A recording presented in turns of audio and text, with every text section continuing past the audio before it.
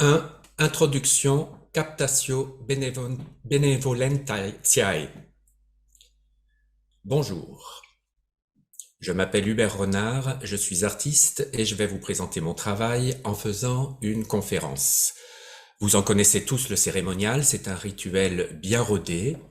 Il va y avoir un auditoire attentif qui va écouter un conférencier érudit. C'est toujours comme ça que ça se passe. En principe, on prévoit une projection d'image. Le conférencier commence par témoigner sa reconnaissance à la personne et l'organisme qui l'ont invité, c'est-à-dire dans notre cas à Marie-Hélène Leblanc et Mélanie Boucher de l'Université du Québec en Outaouais et la Galerie UCO, que je remercie donc chaleureusement. Ensuite, il exprime à l'auditoire le plaisir de le voir si nombreux, parce que l'auditoire est toujours très nombreux, et je vous remercie bien sincèrement de votre présence et de votre attention.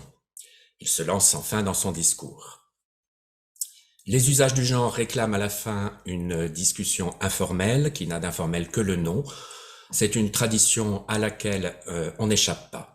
Une conférence est un dispositif calibré de médiation qui donne au conférencier l'autorité de l'expert. Alors dans notre cas, comme un océan nous sépare, le dispositif sera un peu différent, mais il devient de plus en plus courant. Vous aurez l'écran de projection qui diffusera mes images et moi dans une petite fenêtre d'angle, comme ça. Donc je vais mettre les images en faisant écran partagé là. Je ne sais pas si vous voyez, avec pour l'instant en guise d'image uniquement le titre « Tout renard ». Donc je pense que maintenant tout est en place. J'espère que ce petit décalage n'empêchera pas le dispositif de la conférence de fonctionner et ne grignotera pas mon autorité d'expert. 2. Narration, le catalogue raisonné. Je vais vous présenter mon travail sans me préoccuper de chronologie, mais en me focalisant sur mon dernier livre paru, que j'ai envie de vous présenter plus particulièrement. Je vais citer et commenter abondamment ce livre dont Alain Farfal a signé la préface. Alors je ne sais pas si au Canada Alain Farfal est très connu. C'est un critique d'art qui a beaucoup écrit sur mon travail et je profite de cette occasion pour le remercier de sa fidélité et de l'acuité de son regard. Il a assuré la direction de ce Hubert Renard catalogue raisonné 1969-1998 aux éditions MFC Michel Didier 2021, un livre que je vous recommande chaudement. Le catalogue raisonné, c'est la totalité, la complétude, le grand tout. L'absolue exhaustivité, c'est sûrement ça qui m'a attiré à lui, cette énorme utopie, cette volonté de compter et de trier le monde qu'on sait déjà inaccessible. En quelque sorte, j'ai demandé à Alain Farfal de devenir le Bouvard et Pécuchet du travail d'Hubert Renard. Rien ne doit échapper au catalogue raisonné, et quand il est sérieusement fait et que sa rigueur est reconnue par tout un chacun, son autorité devient immense. Mais qu'est-ce qu'un catalogue raisonné ? On va dire que c'est une étude du travail d'un artiste dans le mode synchronique et non diachronique, un essai d'organisation et non une histoire de son évolution. D'une manière générale, le catalogue raisonné permet à toute personne s'intéressant à l'œuvre d'un artiste d'en avoir un inventaire détaillé. Il permet du coup de trouver des reproductions d'œuvres inaccessibles parce que conservées dans des collections privées, dans des coffres en Suisse ou dans les réserves des fondations. Dans mon catalogue raisonné, il y a par exemple 20 pièces qui sont indiquées collection de l'artiste, c'est-à-dire jamais sorties de l'atelier, et 10 d'entre elles n'ont jamais été ni exposées, ni reproduites ou citées dans aucun ouvrage. Pour prendre un exemple, cette œuvre, Divergence, 1977, c'est le numéro 67 du catalogue raisonné. Donc un travail qui date de la période support-surface, quand beaucoup de travaux étaient des tests, des expériences d'atelier. Alors elle est enregistrée comme collection de l'artiste, car c'est une œuvre qui n'est jamais sortie. Elle se trouve toujours dans l'atelier, mais pas sous cette forme. Les chevalets sont stockés dans la grande réserve, tandis que les contreplaqués blancs sont avec les grands formats. Alors le catalogue raisonné est raisonné parce qu'il fait des choix d'organisation. Il peut inventorier par ordre chronologique, ça c'est le plus courant, mais aussi par ordre thématique, portraits, paysages, marines, nature morte, etc. Bien souvent, en réalité, deux ordres de tri sont associés, l'ordre chronologique étant souvent un sous-tri de l'ordre thématique, comme par exemple le catalogue raisonné de Jean Dubuffet, dont on voit ici le fascicule 10 qui rassemble les petites statues de la vie précaire, les chiens et sur l'image, les vaches. Alors on trouve aussi plus rarement une classification par taille, comme le fameux catalogue raisonné de Constant Troyon, peintre champêtre amoureux des vaches, on reste dans le même sujet, divisé selon les formats, donc grande vache, moyenne vache, petite vache. Pour sa part, le catalogue raisonné de Gerhard Richter, enfin en tout cas celui des éditions Kant 1993, très classiquement chronologique, pratique une mise à l'échelle de la taille des œuvres en les présentant de façon homothétique, reproduisant une petite toile au format d'un timbre-poste pour garder les proportions avec un tableau de grande dimension. Ce qui fait, entre parenthèses, que si vous le tenez debout, vous obtenez une maquette d'une exposition de Richter sur 3 étages. Alors certains catalogues raisonnés ont été faits par l'artiste lui-même sous forme de carnet d'atelier, de répertoire ou de fiches dans lequel il consigne les œuvres lorsqu'elles sont terminées. Ainsi Dubuffet, qui avait compris l'importance des archives et de la reproduction des œuvres, qui a documenté ses propres travaux dès les années 50 en photographiant systématiquement les œuvres qui sortaient de l'atelier. Et c'est à partir de ces fiches, à partir de cette pratique, qu'il débutera dans les années 60 la publication du catalogue des travaux de Jean Dubuffet, qui est devenu aujourd'hui un des plus fascinants catalogues raisonnés, qui compte pas moins de 38 tomes. Bon, alors un autre répertoire d'ateliers célèbre est le Liber Veritatis de Claude Gelée, dit Le Lorrain, dans lequel il catalogue tous ses tableaux, achevés par un ricordo, une réplique, souvent une version réduite et monochrome, du tableau original. Alors, on prétend qu'il démarra ses albums dès qu'un jour on lui a présenté un faux très habile dont il eut du mal à se souvenir si oui ou non il en était l'auteur. Félix Vallotton a tenu de manière systématique un livre de raison où il inscrivait dans l'ordre chronologique les descriptifs de ses œuvres. Alors cependant, ces inventaires sont parfois un casse-tête pour le catalographe, car certains artistes n'hésitent pas à jouer avec la réalité et faire disparaître certaines œuvres ou à antidater d'autres. Pour faire mon propre catalogue raisonné, on a beaucoup consulté les carnets de croquis dans lesquels sont mélangés tout à trac des dessins de travaux réalisés, avec parfois des indications précises de dates, de matériaux ou de conditions de réalisation, mais aussi des listes de courses, des numéros de téléphone, des gribouillis. C'est plus proche du carnet de notes que d'un inventaire un tant soit peu sérieux, et il est difficile à partir de ces carnets de faire un début de recensement des œuvres, mais ils ont servi parfois à corriger des descriptions, vérifier des dates ou préciser ou distinguer un projet d'un autre. Historiquement, il est admis que le premier catalogue raisonné de l'histoire concernait l'œuvre de Rembrandt et qu'il ait été établi en 1751 par Aimé-François Gersaint, le marchand de tableaux installé dans les boutiques qui bordaient le pont Notre-Dame à Paris et qui est à l'origine du tableau de Watteau, l'enseigne de Gersaint. C'est l'époque où le marché de l'art entre dans la modernité avec l'arrivée des ventes aux enchères et une forte montée du prix des œuvres. L'engouement du XVIIIe siècle pour l'encyclopédie et son utopie du savoir organisé est à l'œuvre dans tous les domaines. L'art n'échappe pas à cette volonté de mettre en fiche et les inventaires et autres catalogues raisonnés de cabinets d'amateurs vont se multiplier. Le 19e siècle industriel et commercial fait le reste, et voici, là je vous ai mis en image une caricature du marché de l'art par Bertal et Philippon, publiée en 1858, où la cote des peintres est transposée en cote boursière.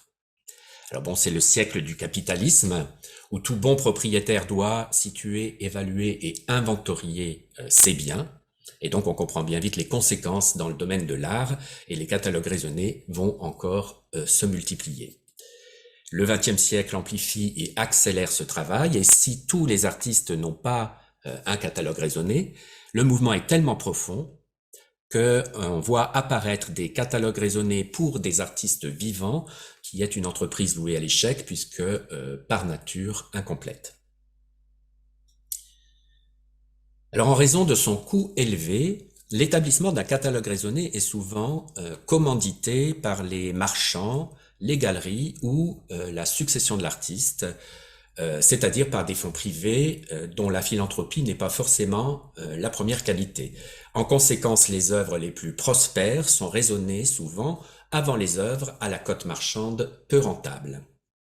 Donc, pour être tout à fait transparent, mon catalogue raisonné a été initié par la galerie Berbélia-Gatté, qui représente le travail de Renard, et il est édité par Michel Didier, ma galeriste, qui a organisé en 2018 la vente des œuvres disponibles que ce travail de repérage a fait surgir. Donc on voit ici cette vente publique qui a eu lieu à la galerie et qui a été un grand succès. On a vendu toutes les œuvres. Et par la même occasion, on est intervenu sur le catalogue raisonné lui-même avant sa parution, en attribuant à des collectionneurs du cercle de la galerie des œuvres qui n'avaient toujours pas de propriétaire.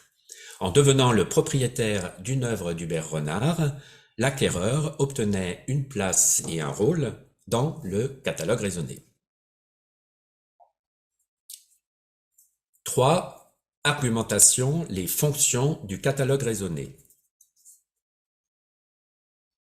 Donc une première fonction du catalogue raisonné est de dénombrer les œuvres et donc bien entendu de les numéroter, mais aussi de constituer de véritables passeports pour chaque œuvre recensée, tout comme le font les fiches anthropométriques. Ici, on voit l'indexation de la boîte en valise de Marcel Duchamp dans le catalogue des collections du Musée national d'art moderne.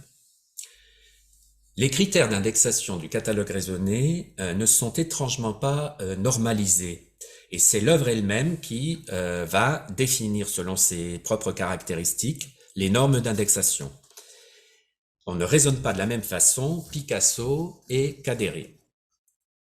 Pour Picasso, il a non seulement fallu cataloguer par période, mais ils ont dû s'y mettre à plusieurs, comme on peut le voir ici sur l'ACI, c'est l'Art Catalogue Index, c'est la Bible du catalographe, le catalogue raisonné des catalogues raisonnés. Là, c'est la page 342-343, mais les catalogues raisonnés de Picasso couvrent 15 pages. De son côté, Cadéré, à la vie plus courte et l'œuvre plus homogène, a un catalogue raisonné indexant tous ses bâtons, présentant pour chacun la description du code de montage et de l'erreur, puisque tous les bâtons ont une erreur, et très souvent une reproduction photographique. Alors c'est un document tout à fait curieux, un peu froid et clinique, qui semble en contradiction avec la pratique nomade et à la marge de l'artiste, et l'éclair, je trouve, d'un jour nouveau. Pour décrire les œuvres, le catalogue raisonné de Dan Flavin reproduit un schéma de montage indiquant la longueur des tubes de néon, leur position et leur couleur selon des codes graphiques qui sont présentés en début d'ouvrage et avec parfois une petite photographie de l'œuvre installée et donnant en tout cas à la fin l'impression de feuilleter un catalogue technique d'objets industriels. Alors le travail indexé dans ce catalogue raisonné est une œuvre de l'expérimentation et les objets sont des éléments appelés à se combiner entre eux pour former des situations nouvelles. Les mises en situation, les interactions et contrastes organisés en installant différents objets dans l'exposition constituent le véritable espace de ce travail. Par exemple, ici, à l'IPAC, l'Institut parisien d'art contemporain, en 1994. 4 œuvres différentes forment un ensemble. On a 2 fauteuils de 1993, c'est les numéros 198 et 199 du catalogue raisonné, qui semblent proposer de s'installer confortablement devant une sorte de maquette urbaine, maquette 1993, numéro 195, maquette qui a pour ciel le monochrome mural, monochrome bleu, 1994, numéro 204. L'agrandissement, la réduction, l'échelle réelle. Il s'agit là d'un art de l'intervention in situ qui produit, par erreur, par intérêt financier, par jeu parfois aussi, des objets autonomes. Et en ce sens, le véritable catalogue raisonné de Renard devrait être le catalogue raisonné des expositions et des interventions. Alors en fait, il existe déjà, c'est le curriculum vitae que l'on trouve à la fin du catalogue raisonné, mais aussi à la fin de presque toutes mes publications. Ici, on voit le catalogue de la Fondation Rosario Almara intitulé « Une monographie ». Alors ce travail d'inventaire permet aussi de faire apparaître des silences de l'œuvre, des oublis de sa diffusion, des zones secrètes. Par exemple, les œuvres de jeunesse, que le caractère exhaustif de l'exercice fait réapparaître, mais qu'on aurait peut-être préféré garder un peu en retrait. Ce 25 monotype 1969 numéro 1 du catalogue raisonné n'est pas vraiment passionnant en tant qu'œuvre. Son intérêt est plutôt documentaire et historique, mais c'est aussi le cas de nombreux tableaux dans les musées. D'un autre côté, le catalogue raisonné fait ressurgir certaines choses, comme ce tableau transparent 1965 numéro -1, particulièrement intéressant. On y trouve de nombreux thèmes qui jalonnent toute l'œuvre. Alors, il a été placé dans une section préhistoire parce qu'il est antérieur à la première œuvre du catalogue raisonné et donc numéroté en négatif. Il a été trouvé un peu par hasard chez les collectionneurs Roux-Landreau en faisant ce travail de récollement pour le catalogue raisonné. C'est grâce au catalogue raisonné qu'un arrière-plan souterrain se fait jour, imposant d'autres manières d'envisager le travail. Chaque œuvre du catalogue est une œuvre dont on peut lire les caractères propres qui l'individualisent et la distinguent des autres. Par exemple, la série des troncs, qui est constituée de 4 photographies indépendantes, mais n'ayant d'autre titre que celui de la série, les troncs, sans même les numéroter. En fait, c'est le catalogue raisonné qui leur attribue un numéro différent à chacune, du numéro 190 au numéro 193. Elle présente 4 images de composition très semblables, mais avec chacune leurs propres caractéristiques. La première, plus bavarde, présente des graffitis gravés par des mains humaines parmi les dessins de l'écorce. La seconde, elle, se concentre sur le tronc d'arbre en réduisant l'arrière-plan. Les deux suivantes sont dominées par une connotation sexuelle explicite. Les écorces des arbres évoquent nettement un pénis sur l'une et des cuisses écartées sur l'autre. Alors cette série a été montrée dans 2 expositions à l'IPAC de Paris en 1994, où l'espace était organisé en une succession d'objets se renvoyant les uns avec les autres dans une ronde infinie. Et aussi à la Fondation Almara de Pully en 1996, qui proposait des discussions inattendues entre des œuvres. Et les troncs jouaient dans ces 2 dispositifs un rôle de ponctuation. On voit bien comment le catalogue raisonné travaille l'œuvre en tant que révélateur de la partie sur le tout. Chaque élément révélé urbi et orbi, le catalogue raisonné devient la carte heuristique de l'œuvre. Alors c'est un effet symptomatique et paradoxal du catalogue raisonné, c'est de faire réapparaître les erreurs, les repentirs et les ratés. Le catalogue raisonné de Félix González Torres, Kantz 1997, illustre cette question des œuvres reniées, puisqu'il ajoute à la fin, et sans aucune illustration, une section catalogue des non-œuvres enregistrées, composée de 33 œuvres qui ont été exposées, publiées et qui figuraient initialement dans l'index, mais qui ont été ensuite rejetées par l'artiste. Alors dans mon catalogue raisonné, les seules œuvres reniées sont celles volontairement détruites en début de carrière. Alors certaines sont recensées dans ce catalogue, comme cette peinture numéro 3, 1970, numéro 7 du catalogue raisonné, quand une documentation, et notamment une reproduction, a été conservée. Mais il est possible que certaines œuvres détruites n'aient laissé aucune trace. Elles ne peuvent pas, en conséquence, apparaître dans le catalogue raisonné, qui officialise du coup, et peut-être à jamais, cette disparition. Alors le catalogue raisonné s'adresse à un public de spécialistes établissant des listes interminables, plus proches d'un rapport d'expert comptable que d'un récit romanesque. L'exhaustivité interdit tout récit. Faire une exposition, présenter un travail, c'est opérer un choix pour écrire une histoire avec les œuvres. L'histoire de l'art elle-même s'écrit en retenant des noms propres au détriment des autres, sinon on l'aurait appelé l'annuaire des artistes. Il ne faut pas cependant imaginer qu'à tout montrer, on ne montre rien. L'exhaustivité construit son propre récit, lassant parfois, hypnotique pour le mieux. Toute liste est une forme de représentation du réel, un potentiel de sens, de la poésie à l'état brut. Alors cette question de l'exhaustivité se pose de façon inattendue à l'intérieur de mon catalogue raisonné dans le cas des œuvres qui sont des livres.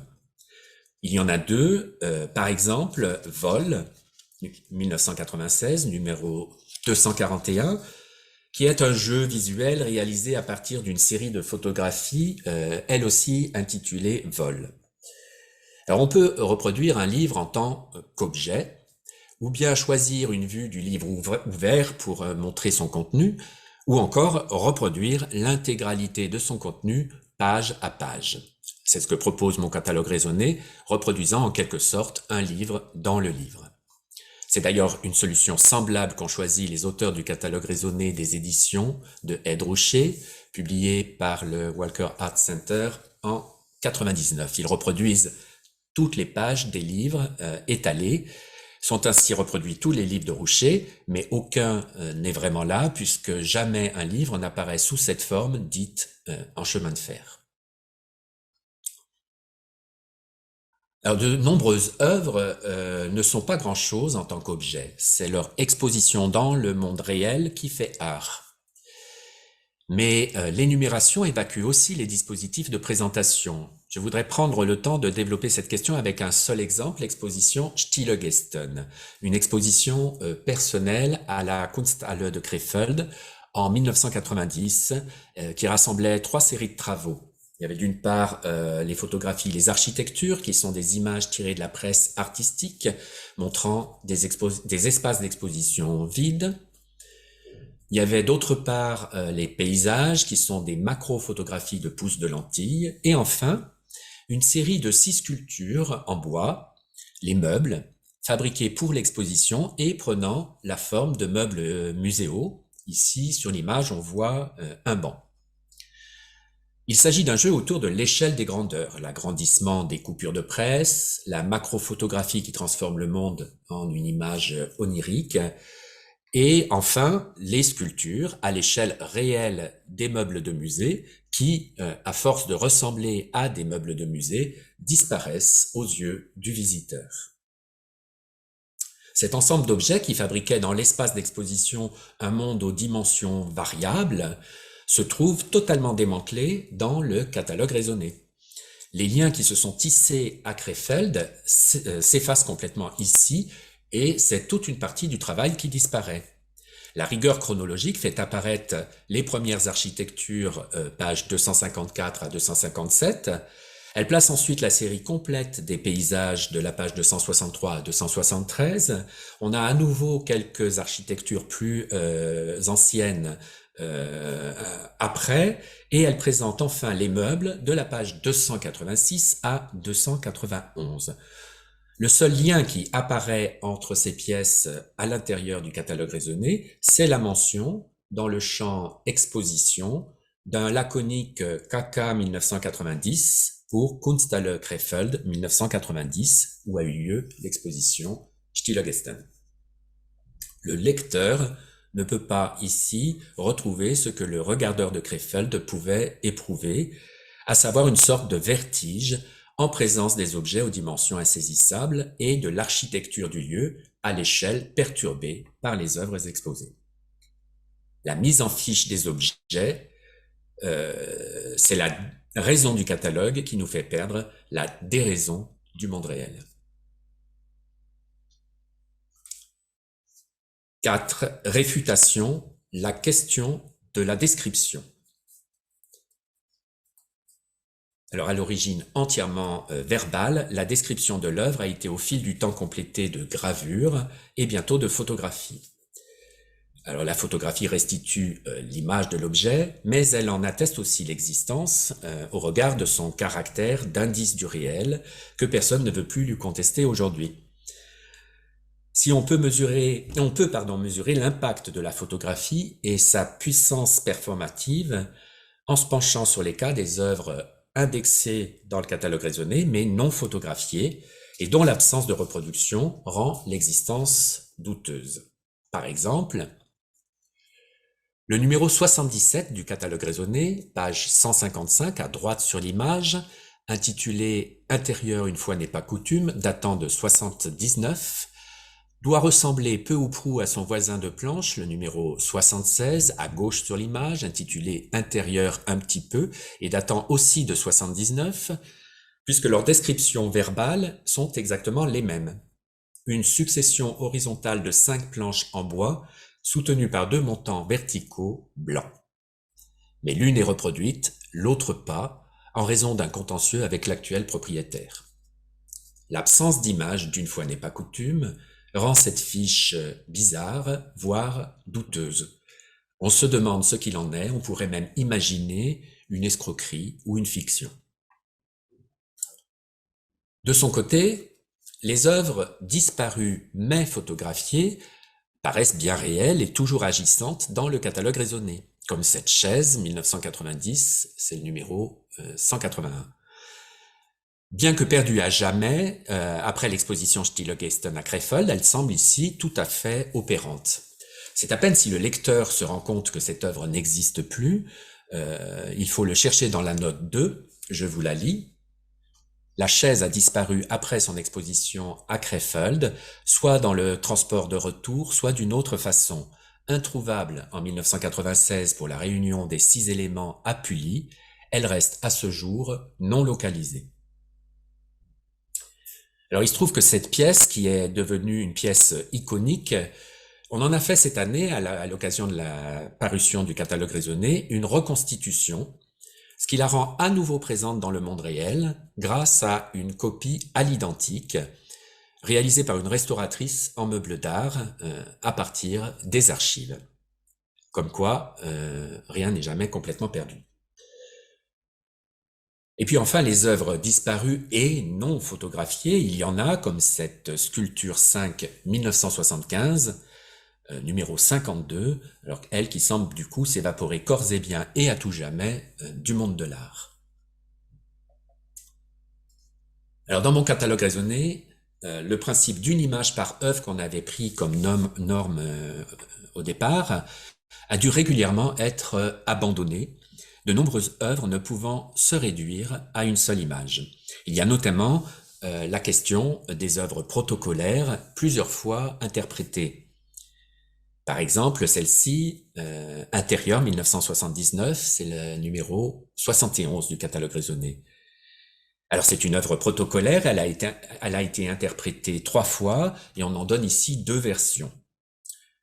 Alors on peut d'ailleurs se demander si, pour les œuvres à activer, il ne suffit pas d'indiquer dans le catalogue raisonné le protocole, la partition, le script, le statement, la définition méthode, le nom change suivant les artistes, plutôt que de reproduire les différentes interprétations, activations, mise en œuvre, prise en charge, le nom change pareil.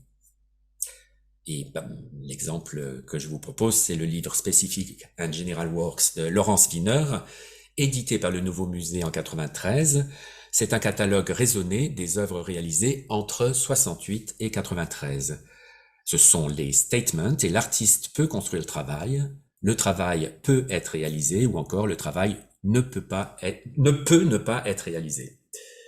Ce catalogue raisonné ne fait pas de différence entre ces 3 possibles, il n'enregistre que le statement.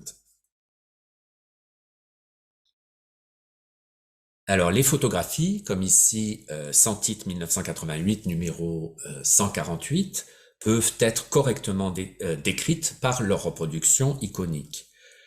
Par contre, pour les sculptures, Comme la Maison 12, 1982, 2 photographies sont nécessaires et à peine suffisantes.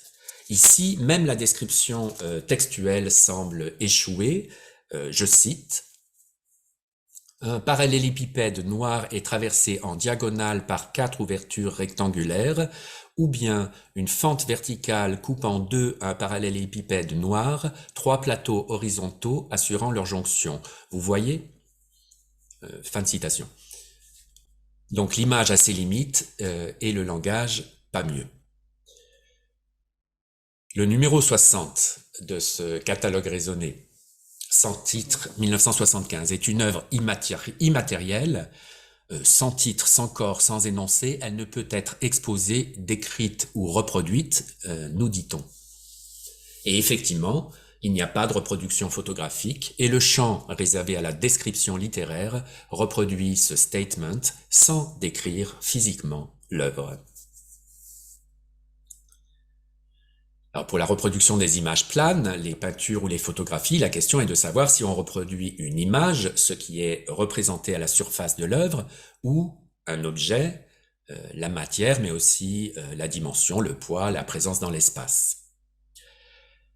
La série des nuanciers, par exemple, qui date de 1995, est constituée de 14 photographies réalisées à partir d'images pornographiques trouvées sur Internet et fortement pixelisées. Mais que s'est-il passé? Le catalogue raisonné présente cette série, avec une disparité de reproduction tout à fait surprenante. Le nuancier 1 est traité comme une image. Le nuancier 2 devient lui un tableau car le tirage est encadré dans une caisse américaine en bois blanc. Le nuancier 4 est quant à lui une œuvre exposée car on voit très nettement le tirage encadré accroché au mur. Le nuancier 8 est de son côté un objet de collection privée dans un intérieur assez cosy. Le nuancier 9 semble plutôt un objet de transaction, il est visiblement dans des réserves ou en zone de montage ou de démontage d'expo. Le nuancier 11 est fuyant, le 12 est accompagné d'un autre tableau non identifié, d'un cartel et d'une prise électrique. Le 13 se regarde dans un miroir qui reflète son image, le reproduit, mais à l'envers. Reproduire, refléter, réfléchir, c'est beau comme l'antique. De la même façon pour la série du bout du monde, une série de photographies de paysages urbains flous. Là, on voit le bout du monde 13, 1996, numéro 254. Il s'agit de photographies tapissées sur la totalité du mur. Alors, le catalogue raisonné reproduit l'image, mais il faudrait à chaque fois montrer l'image elle-même comme ici et la photographie tapissée dans l'espace, comme ici pour le bout du monde 13 exposé à la Fondation Rosario Almara, dont on voit ici là une vue d'exposition. Le fait que cette vue d'exposition apparaisse dans le catalogue raisonné, page 370-371, pour donner à voir ce que l'affiche de l'œuvre ne montrait pas, montre à quel point le pouvoir du catalogue raisonné est réduit à une indexation pointilleuse. Elle souligne son échec à reproduire, à transmettre le travail dans sa complexité. Alors de son côté, la description verbale semble plus fidèle. Les premiers catalogues raisonnés n'ayant pas d'image, il fallait d'ailleurs s'en contenter. La description textuelle d'une œuvre d'art est une tradition littéraire à part entière, l'ekphrasis, qui remonte à Homère décrivant le bouclier d'Achille dans l'Iliade. Elle atteint un art oratoire de très haute volée avec Philostrate dans les images, qui date de la fin du IIe siècle et dans lequel il décrit une soixantaine de travaux se trouvant dans une galerie privée près de Naples. Mais les catalogues raisonnés ne reprennent pas cette tradition oratoire et les descriptions des œuvres y sont détaillées et précises dans une langue plutôt froide. Le catalogue raisonné n'analyse pas le travail, il l'indexe.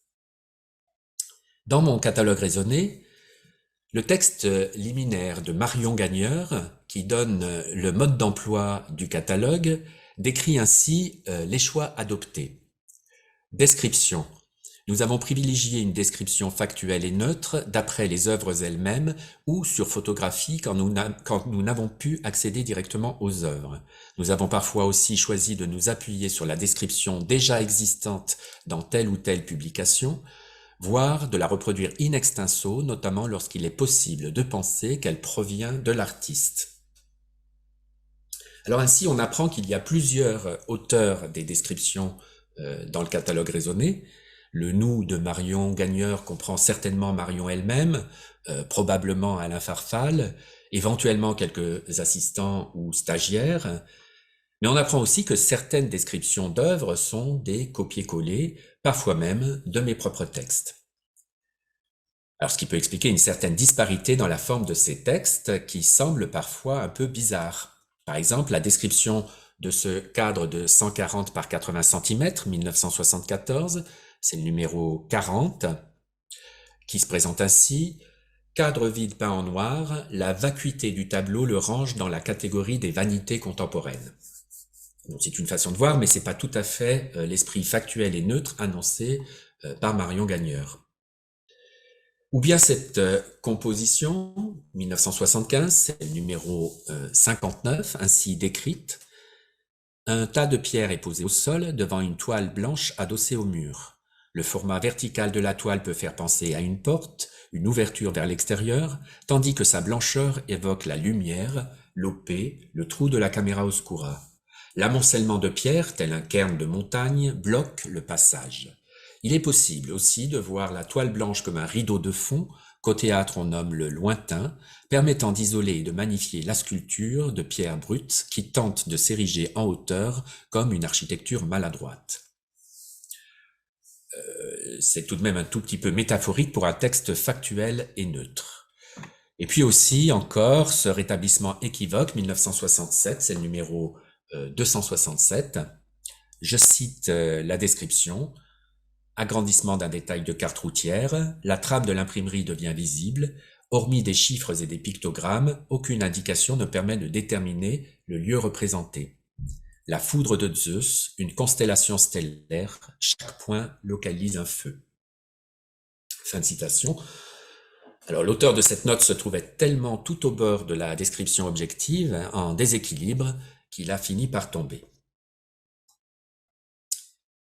Alors la description d'une œuvre d'art pose un problème qui semble au premier abord naïf. Qu'est-ce qu'on doit décrire? Ce que représente l'œuvre, la forme de l'objet ou bien la forme de l'objet représentant le monde? Et c'est bien cette hésitation, ce trouble, ce vertige qui fait l'échec de ces textes dans leur ambition d'objectivité, mais aussi dans leur capacité de faire œuvre avec l'œuvre. Ils interprètent, pas forcément dans le sens négatif d'attribuer d'autorité un sens aux choses, mais plutôt dans celui de jouer un rôle en traduisant de manière personnelle la pensée, les intentions d'un auteur. 5. Péroraison, twist ending, retournement final. En observant tous les textes avec attention, pas seulement ceux des descriptions de l'œuvre, il se pourrait qu'on découvre encore des décalages, des contresens, des erreurs éventuellement pas si involontaires que ça. Peut-être que tout le livre se trouve en équilibre, au bord de quelque chose. Par exemple, à la fin, on trouve un index. Bon, c'est assez pratique, un index d'un index, mais celui-ci repère des noms de personnes, de lieux et quelques notions artistiques ou historiques comme conceptuel, livre d'artiste ou reproduction. Je pioche au hasard. On y trouve aussi, entre fenêtre et Dan Flavine, le mot fiction, et on nous renvoie aux pages 1 à 418 du livre, soit à tout le catalogue raisonné. Faut-il comprendre que ce catalogue raisonné parle de fiction du début à la fin, que les œuvres qu'il raisonne sont des fictions, ou bien que lui-même, en tant que livre, est fictif?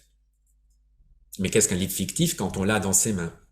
Qu'est-ce qu'une œuvre fictive quand elle est indexée? Et alors je vous invite à le lire ou le relire, ce catalogue raisonné, avec non pas les clés de lecture de Marion Gagneur en début d'ouvrage, mais avec tout ce qu'on vient de voir ensemble dans cette conférence. C'est un changement de point de vue qui fait basculer les choses et transforme l'indexation d'une œuvre d'art en un travail artistique. Il faut se situer au bord des images, tout au bord du livre, et ressentir le vertige immense qui nous prend. C'est ce vertige qui est au cœur de mon travail et qui fait de ce catalogue raisonné de l'œuvre d'Hubert Renard bien plus qu'un ouvrage rationnel et autoritaire. L'utopie de l'énumération exhaustive et le récit, l'énumération exhaustive et le récit imposé et autorisé deviennent le récit des origines à partir duquel toutes les histoires pourront s'écrire. Un méta-récit. À cette échelle, à ce point de déséquilibre, toutes les œuvres d'Hubert Renard se lisent comme autant de potentiel à surgir encore, et loin d'être un recueil cimetière d'une œuvre déjà finie, le catalogue raisonné devient un livre d'artiste, et cette conférence devient une performance. Je vous remercie.